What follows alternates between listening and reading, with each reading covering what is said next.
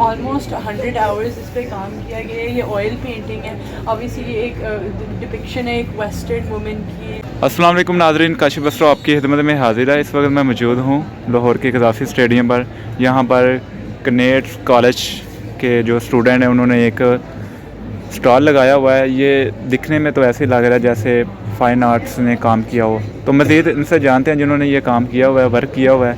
अस्सलाम वालेकुम मैम, कैसी हैं मैम? ये बताएं, ये जो आपने पेंटिंग बनाई हुई है एक ख़वातीन है, इसके पीछे कितना वर्क हुआ?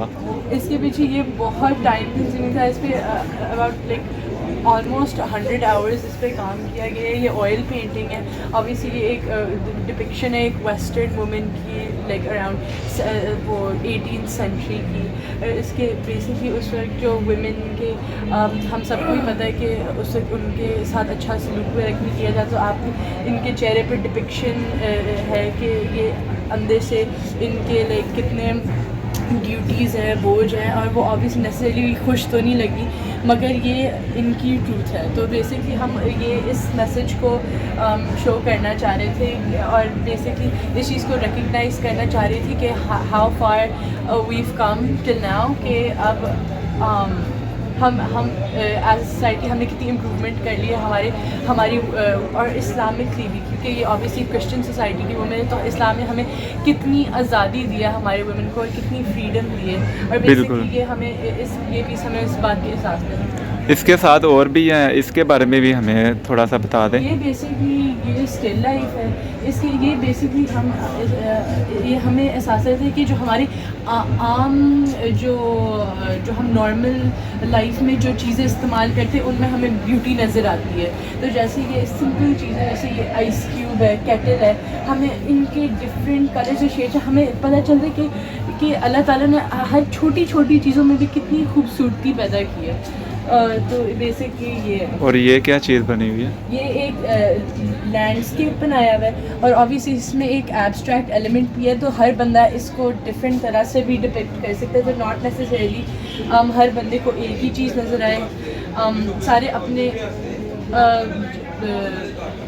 हर बंदा यूनिक है इसको समझने में। तो ये कैसे माइंड में स्केच बनता है तो आप फिर इस पे प्रेजेंट करते हैं? माइंड में ये I guess it's not about कि हमारे माइंड में क्या, इट्स मोर लाइक हमारे दिल में क्या, हमारे इमोशंस का, कि हमारे कि हम उस वक्त क्या फील कर रहे होते हैं। आप अपने इमोशन बाहर निकाल दें और फिर लोगों को दिखाते हैं और लोग फिर बाय करते हैं ये ऐसे? ऑब्वियसली हम ये सारे पेंटिंग्स इतने डिफरेंट है, मगर ये सारे हमारे इमोशंस की एक फ़र्क चीज़, हमारी हिस्ट्री की, हमारी बेसिकली हमारे माइंडसेट के बारे में। जैसे मैंने वो उस पेंटिंग का बताया, उसकी इतनी एक हिस्टोरिकली एक बहुत बड़ी पिक्चर थी, while this is more focusing on जो छोटी छोटी चीज़ें हैं, Yes. And this is focusing more on सबकी इंडिविजुअलिटी।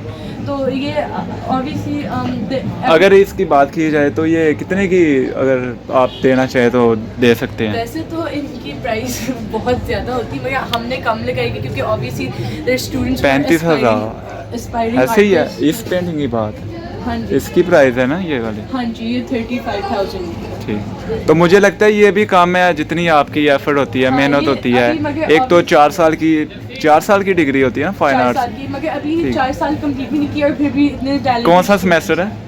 अभी थर्ड ईयर। थर्ड है। Third। काफ़ी एफर्ट है। ये सबसे मुश्किल फील्ड समझी जाती है यूनिवर्सिटी लाइफ में, क्योंकि ये कोर्स जो होता है और नॉट ओनली बहुत मुश्किल होता है। मुश्किल भी है, ये सबसे मिसअंडरस्टूड भी है। ऐसे ही क्योंकि है। आर्ट्स के बच्चों को दिन रात एक करना पड़ती है इस वर्क के लिए, ऐसे ही है। हम्म। तो इसमें ये देखें, मैं आपको दिखाता हूँ और भी चीज़ें हैं। ये देखें, ये क्या ब्लॉक की पेंटिंग है यार। ये देखें, कसम से क्या चीज़ें बना देते हैं ये लोग।